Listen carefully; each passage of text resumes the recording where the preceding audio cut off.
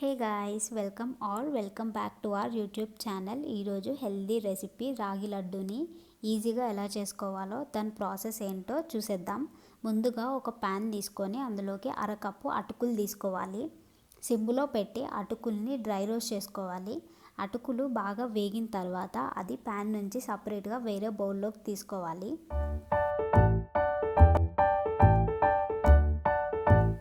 అదే ప్యాన్లో మళ్ళీ అరకప్పు పల్లీలను తీసుకోవాలి. పల్లీలు కూడా సిమ్లో పెట్టి డ్రై రోస్ట్ చేసుకోవాలి.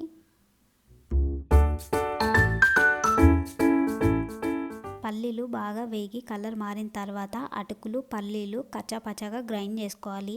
మీరు ఏ కప్పుతో అయితే అటుకులు తీసుకున్నారో అదే కప్పుకి ఫుల్ బెల్లం తీసుకోవాలి. ఎక్కువ తినేవాళ్ళు ఎక్కువ తీసుకోవచ్చు, తక్కువ తినేవాళ్ళు తక్కువ తీసుకోవచ్చు. అందులోకి 2 స్పూన్స్ వాటర్ యాడ్ చేసుకొని బెల్లం కరిగేంత వరకు వేడి చేసుకోవాలి. బెల్లం ఏం పాకం రానవసరం లేదు, బెల్లం కరిగితే చాలు.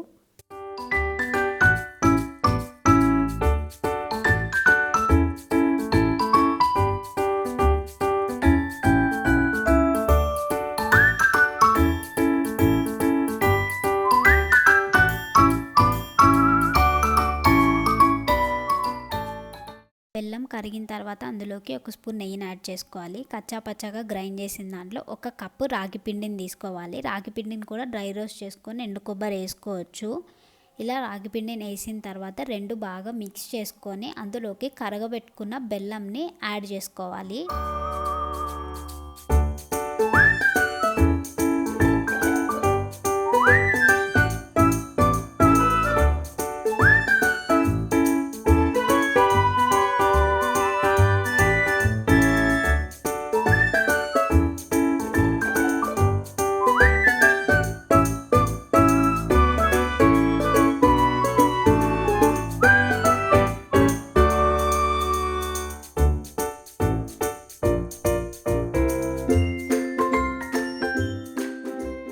బెల్లం యాడ్ చేసిన తర్వాత ఆ మిక్చర్ని బాగా కలుపుకొని అందులో నెయ్యి యాడ్ చేసుకుంటూ లడ్డూలాగా తయారు చేసుకోవాలి.